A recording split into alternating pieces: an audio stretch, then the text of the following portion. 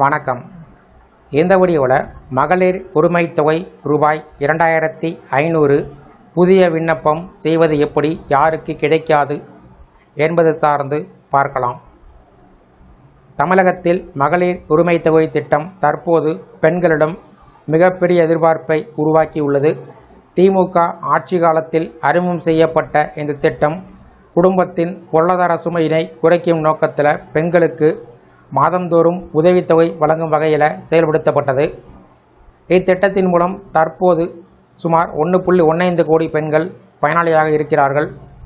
இந்த நிலையில் தமிழகத்தில் புதிதாக பதவியேற்ற முதலமைச்சர் விஜய் தலைமையிலான அரசு பல்வேறு அதிரடி அறிவிப்புகளை வெளியிட்டு வருகிறது. சட்டப்பேரவையில் பேசிய முதலமைச்சர் விஜய் முந்தைய ஆட்சி காலத்தில் கொண்டுவரப்பட்ட மக்கள் நலத்திட்டங்கள் அனைத்தும் தொடர்ந்து செயல்படுத்தப்படும் என்று உறுதியளித்தார். அதன்படி மே மாதம் 15ஆம் தேதி மகளிர் உரிமைத் தொகை ரூபாய் 1000 பயனாளிகள் வங்கிக் கணக்கில் செலுத்தப்பட்டது. தேர்தலின் போது மகளிர் உரிமைத் தொகை ரூபாய் 2500 உயர்த்தப்படும் என்று அவர் கொடுத்த வாக்குறுதி காரணமாக பெண்கள் அனைவரும் அந்த அறிவிப்புக்காக ஆவலுடன் காத்திருக்கிறார்கள். ஆனால் சமீபத்திய அறிவிப்பில் மகளிர் உரிமைத் தொகை உயர்வு மற்றும் புதிய பயனாளிகளை சேர்ப்பதில் சிறிது காலம் தாமதம் ஏற்படும் என்று முதலமைச்சர் தெரிவித்திருக்கிறார். ஏற்கனவே இத்திட்டத்தின் கீழ் பயனடைந்து வரக்கூடிய பெண்களின் விவரங்களை முழுமையாக ஆய்வு செய்து உண்மையில் தகுதியுடையவர்களுக்கு மட்டுமே இந்த திட்டம் சென்றடைவதை உறுதி செய்வதற்காக இந்த நடவடிக்கை எடுக்கப்பட்டதாக அரசு விளக்கம் அளித்திருக்கிறது. இதனால் புதிதாக விண்ணப்பிக்க விரும்பும் பெண்களிடம் எப்போது விண்ணப்பம் தொடங்கும், எந்தெந்த ஆவணங்கள் தேவைப்படும், யார் யார் தகுதி பெறுவார்கள் என்ற கேள்விகள் அதிகரித்திருக்கின்றன.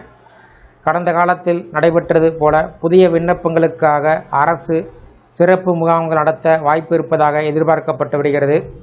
அந்த முகாம்களில் ஆதார் அட்டை, குடும்ப அட்டை, வங்கிக் கணக்கு விவரம், வருமானச் சான்று போன்ற ஆவணங்கள் மூலம் பெண்கள் விண்ணப்பிக்க முடியும். மேலும் ஆன்லைன் மூலமாகவும் விண்ணப்பம் செய்யக்கூடிய வசதி ஏற்படுத்தப்படலாம் என்று தகவல்கள் வெளிவந்துள்ளன. மகளிர் உரிமைத் தொகை திட்டம் தொடரும் என்ற அறிவிப்பு பெண்களிடம் நம்பிக்கையினை ஏற்படுத்தியிருக்கிறது. அதே நேரத்தில் ரூபாய் 2500 உதவித்தொகை எப்போது வழங்கப்படும் என்ற எதிர்பார்ப்பு அதிகரித்திருக்கிறது.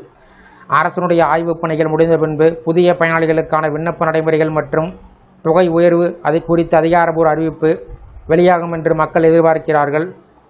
எனவே இதுவரை விண்ணப்பம் செய்யாத பெண்கள் தேவையான ஆவணங்களை தயார் நிலையில் வைத்துக்கொண்டு அரசு அறிவிக்கும் முகாம்கள் மற்றும் அதிகாரப்பூர்வ அறிவிப்புக்காக கவனமாக பின்பற்ற வேண்டும்.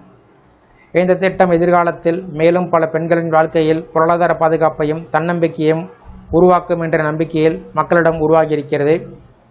இதில் குறிப்பாக இந்த ரூபாய் 2500 உதவித்தொகை 60 வயது வரை இருக்கக்கூடிய பெண்களுக்கு மட்டுமே மாதம் கிடைக்கும் என்று ஏற்கனவே தாவேகா அறிவித்த தேர்தல் அறிக்கையில் இடம்பெற்றிருக்கிறது. மேலும் தற்போது சொந்தமாக வீடு வைத்திருப்போருக்கு இந்த 2500 ரூபாய் கிடைக்காது என்ற தகவல்கள் பேசப்பட்டு வருவது குறிப்பிடத்தக்கது.